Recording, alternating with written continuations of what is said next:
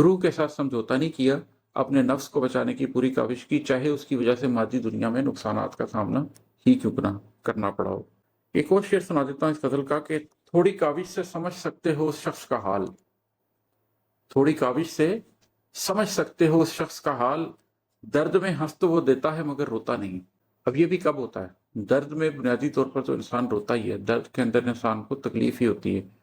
लेकिन अगर आपको पता चल जाए कि दर्द की हकीकत क्या है, अगर आप जान जाएं कि जिंदगी में मिलने वाले दुख उनकी हकीकत क्या है, अगर आप कससुल अंबिया को देखें और तो आपको ये बात आहिस्ता आहिस्ता समझ आनी शुरू हो जाती है कि दुख की भट्टी में तो इंसान कुंदन होता है, दर्द तो वो तहरीक है जिससे इंसान को जिंदगी की मानवियत और मकसदियत हासिल होती है। तो फिर आप दर्द आता है उस पर हंस देते हैं, इसलिए हंस देते हैं कि आप जानते हैं कि ये मेरी जिंदगी में क्यों आया है। वो मेरा एक और शेर है कि हासिल कुआं तोहमत जिंदा ये सारे तो रस्ते हैं, सूरज चांद सितारे तो फिर मंजिल पर ही मिलते हैं। तो जैसे यूसुफ अलैहिस्सलाम की जिंदगी में इतना कुछ आया, हासिद आए, कुआं आया, तोहमत लगी, जिंदा आया, लेकिन वो रास्ते थे, मंजिल कुछ और थी। तो जब आपको इस बात का एहसास हो जाता है कि आपकी मंजिल तक जाने के लिए आपको कुछ दुखों से कुछ तकलीफों से गुजरना है, तो फिर आप अपने दर्द पर रोने की बजाय हंस देते हैं। तो उस पर ही शेर है कि थोड़ी काविश से समझ सकते हो, तुम समझ सकते हो उस शख्स का हाल, दर्द में हंस तो वो देता है मगर रोता नहीं। आप थोड़ी सी काविश करें तो आपको अपने इर्द गिर्द ऐसे लोग नजर आ जाएंगे जो जिंदगी की उस मानवियत को समझते हैं,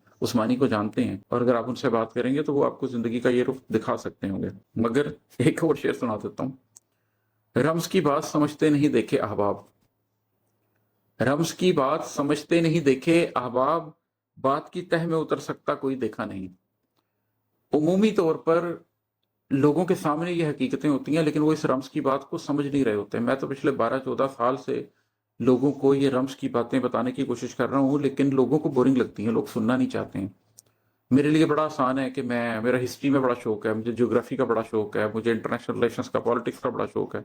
मैं भी उनका एक यूट्यूब का चैनल बना लेता हूँ और उसके ऊपर लोगों के इंटरेस्ट की बातें करता हूँ, बड़े व्यूज आ जाएंगे। लेकिन जब आप किसी को रम्स की बात बताना चाहते हैं, जब आप किसी को बताना चाहते हैं कि कैसे पहले तब्दीली तुम्हारी अपनी ज़ात के अंदर आएगी, कैसे उस तब्दीली का कोई फायदा नहीं है जो तुम अपनी ज़ात और अपने घर और अपनी रैयत पर लाने से पहले मुआशरे में लाने की कोशिश कर रहे हो, तो लोगों को ये बात बोरिंग लगती है।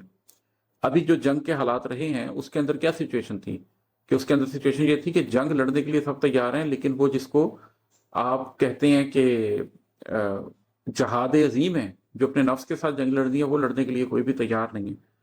तो उस मानी में ये बात है कि रम्स की बात नहीं समझते नहीं देखे अब आप, बात की तह में उतर सकता कोई देखा नहीं।